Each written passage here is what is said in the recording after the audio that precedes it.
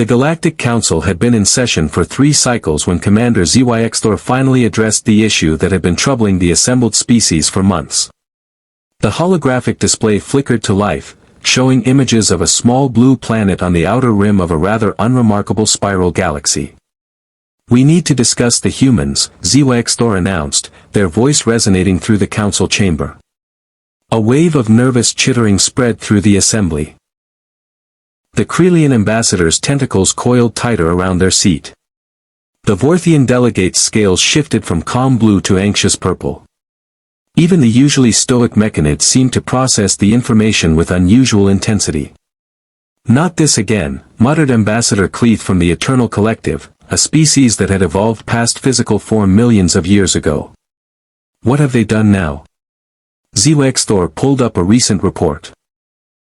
3 days ago, a human exploration vessel encountered a Class 7 radiation storm near the Horsehead Nebula. The kind that would annihilate any biological matter within seconds. Their shields failed. The council fell silent. "And," prompted the ethereal representative. "And they survived. They crawled through maintenance shafts filled with lethal radiation, manually rerouted power using tools that should have melted in their hands, and made it back to their home station with 70% casualties.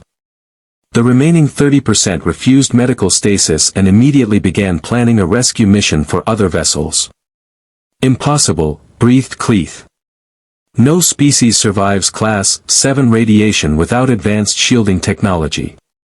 "The humans do," Zyx'thor said quietly. "But that's not why I've called this session. I've called it because we need to officially redesignate their threat level." The Vorthian delegate's scales flashed red. "Threat level? They're barely a level 2 civilization. They haven't even colonized their own solar system properly." Zyx'thor activated another. "Let me share something with you.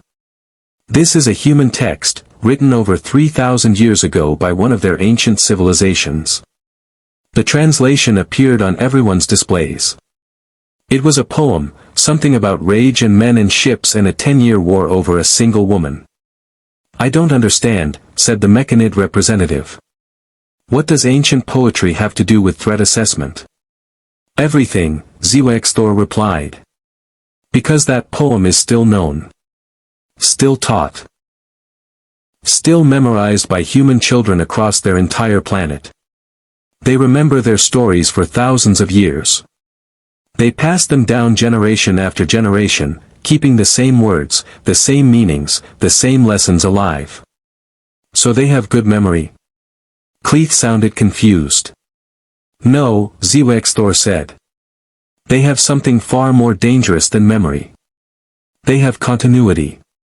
They have legacy. They refuse to be forgotten." The commander brought up more files. "The humans call it many things. Culture. History. Legacy. But what it really is, what it functionally achieves, is a form of immortality that terrifies me." Images began flooding the displays. Ancient pyramids still standing after 5,000 years. Libraries containing millions of preserved texts. Digital archives being launched into space, designed to last billions of years. Children named after ancestors who died centuries ago. Traditions practiced exactly as they were millennia past.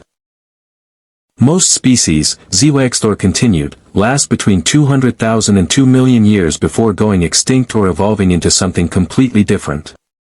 The individuals that make up those species live perhaps 100 to 1,000 years, depending on biology. When they die, they're gone.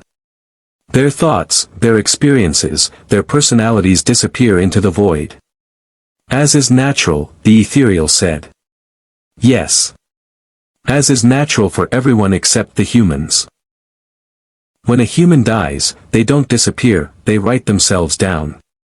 They record themselves. They tell stories about themselves. They build monuments to themselves. They encode themselves into their culture so deeply that humans who live thousands of years later know their names, know their stories, know what they thought and felt and believed. Zyx'thor pulled up an image of a human burial site. This is the tomb of a human king who died over 3,000 years ago. We know his name.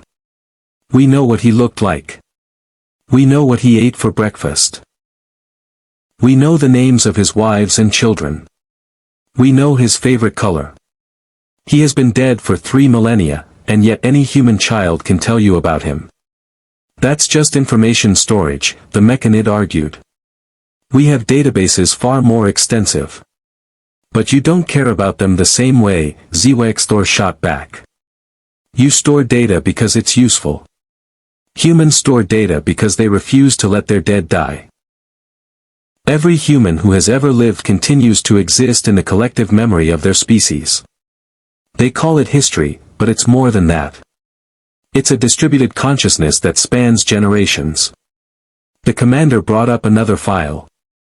600 years ago, a human artist painted a ceiling. Just painted it. Do you know what humans do now? They travel across their entire planet just to look at that ceiling. They stand there and cry. They feel connected to a person who died 600 years ago through nothing but pigment on plaster. This is absurd, Cleith protested. You're saying we should fear a species because they're sentimental. I'm saying we should fear a species that doesn't die, Zyx'thor said quietly. The room fell silent. Let me explain what I mean. The Krelians live for approximately 400 standard years. When you die, what remains? The Krelian ambassador shifted uncomfortably. Our genetic material continues in our offspring.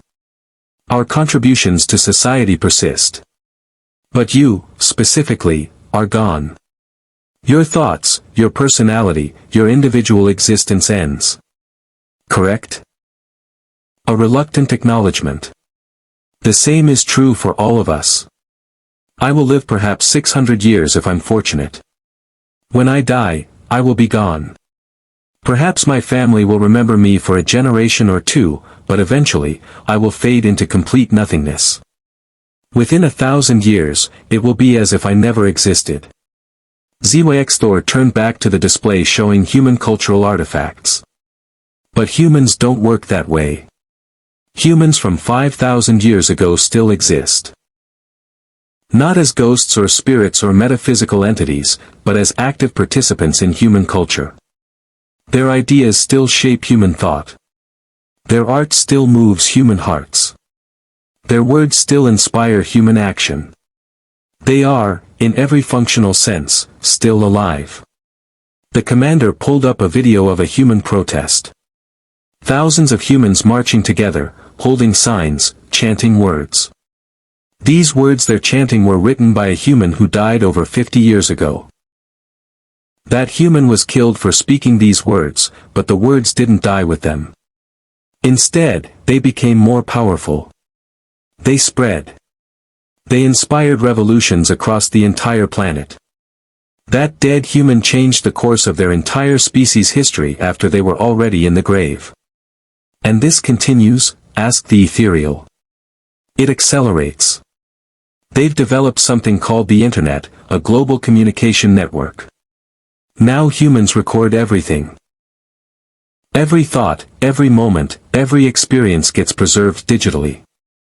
Humans who die today will be more alive to future generations than any human in history. Zyx'thor brought up statistics. Do you know what the most watched videos on human internet are?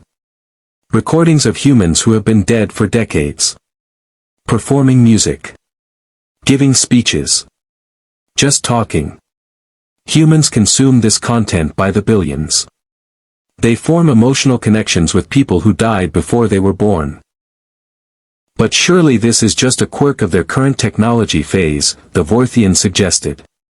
They'll move past. Will they? Zyx'thor challenged. Every advancement in human technology has been used to make their dead more alive, not less. They've gone from oral tradition to written language to printed books to photographs to film to digital media, and each step has made their dead more present, more influential, more immortal. The commander paused, letting the weight of the statement settle. There are human children alive right now who have never known a world without instant access to every human who has ever lived and been recorded. They can watch video of their great-great-grandparents. They can read the diary entries of teenagers from 300 years ago. They can listen to the voice of a scientist who died before their parents were born explaining the universe. What are you proposing? Cleeth asked carefully. I'm proposing we recognize what the humans actually are. They're not individuals. They're a collective organism that exists across time. Every human is both a single being and a cell in a larger immortal entity called humanity. When you kill a human, you don't end them. You just move them from the physical realm into the cultural realm, and often that makes them more powerful, not less. Zyx'thor brought up military records. I've analyzed every conflict the humans have ever had with other species. Do you know what the most dangerous thing you can do to a human is? Kill them in a way that makes a good story. Because then they become a martyr, and martyrs never die. They echo through human culture forever, inspiring generation after generation to take up their cause. The humans have a saying, the commander continued. Those who do not learn from history are doomed to repeat it. But here's what makes that terrifying, humans don't just learn from their history. They relive it. They repeat it intentionally. They have festivals where they dress up as their ancestors and reenact ancient battles.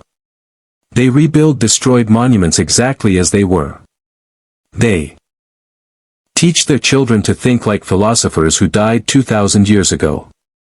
The mechanid's optical sensors focused intently. Are you suggesting the humans are a hive mind? No. Worse. A hive mind has a central consciousness that controls individual units. Humans are individually conscious beings who voluntarily synchronize themselves with dead humans from thousands of years ago. They choose to carry forward the thoughts and beliefs and behaviors of the dead. They compete with each other over who can be most faithful to humans who died millennia before. Zyx'thor brought up religious texts. They have books they consider sacred that were written thousands of years ago. Billions of humans structure their entire lives around following rules written by people who died before their civilization even had basic technology. And they do this willingly. Eagerly, even. This is ideology, Cleeth said dismissively. Many species have ideologies. But can your ideology make you cry by looking at a statue? Can your ideology make you willing to die for ideas expressed by someone who has been dead for 3,000 years? Can your ideology reach forward through time and make your descendants 5,000 years from now feel exactly what you felt? Silence. The humans can do all of that, Zyx'thor said. And they do. Regularly. A human artist can create something today that will make humans feel specific emotions 5,000 years from now. A human writer can encode their personality into text so precisely that humans millennia later will feel like they know them personally. A human teacher can pass on ideas in such a way that those exact ideas persist unchanged for hundreds of generations. The commander's voice grew quieter, more ominous. Do you understand what that means for any species that tries to conquer or destroy humanity? You can't. You can kill every living human, but you can't kill the dead ones, and the dead ones outnumber the living ones 100 to 1. Every human who dies in a war becomes a story. Every story inspires more humans. The more humans you kill, the more immortal they become. We've run the simulations, Zyx'thor continued. A full-scale assault on Earth that kills 99% of humans. Do you know what happens? The surviving 1% rebuilds their entire civilization within 500 years, and they do it while carrying forward the complete cultural memory of everyone who died. The massacre becomes their defining story. The dead become their inspiration. And they come back stronger, angrier, more unified than before. The Vorthian delegate's scales had gone pale white. You're saying they're unkillable. I'm saying they've evolved a form of immortality that doesn't depend on individual survival. They're a species that has learned to exist simultaneously in the present and in all of their past. Linear time doesn't constrain them the way it constrains us. Zyx'thor brought up one final image. It was a simple golden record, floating in space. Do you know what this is? It's a message the humans sent into space 40 years ago. It contains music, greetings in 55 languages, images of their planet, and instructions on how to find Earth. They launched it knowing it would drift through space for billions of years. Foolish, muttered Zyx'thor, announcing their location to potential threats. No. Immortal. That record will outlast their sun. Long after Earth is consumed by its dying star, that record will still be carrying human voices through the galaxy. Humans who have been dead for billions of years will still be introducing themselves to anyone who finds it. They're sending themselves into eternity. The commander deactivated the display. So I'll ask the council again. How do we classify a species that refuses to die? That turns every defeat into a story of eventual triumph. That treats death not as an ending but as a transformation into cultural immortality. That builds monuments designed to last longer than mountains. That teaches their children to think like humans who lived 5,000 years ago and expects humans 5,000 years from now to remember them. Zyx'thor spoke slowly, carefully. You're proposing we classify them as an immortal species. I'm proposing we recognize what they already are. Individually mortal, collectively immortal. The only species we've ever encountered that exists simultaneously across thousands of years of their own timeline. The only species that can be inspired to action by people who have been dead for millennia. And what do you recommend we do about this? The ethereal asked. Zyx'thor was quiet for a long moment. We establish peaceful relations. We trade with them. We learn from them. And we never, ever try to erase them. Because you cannot erase a species that has already encoded itself into eternity. The council chamber was silent except for the soft hum of technology. Finally, Zyx'thor spoke. Motion to reclassify humanity as a non-hostile immortal collective entity. All in favor? The vote was unanimous. As the council adjourned, the Mechanid representative approached Zyx'thor privately. Do you really believe they're immortal? Zyx'thor looked at the image of Earth on the display, that small blue world teeming with 8 billion individual humans, each one carrying forward the thoughts and dreams and stories of the 100 billion humans who had come before them. I believe that long after our species are extinct and forgotten, long after our home worlds are dust, there will still be humans somewhere in the galaxy telling stories about where they came from. And in those stories, every human who ever lived will still be alive. The Mechanid processed this. That's either beautiful or terrifying. With humans, Zyx'thor replied, it's usually both.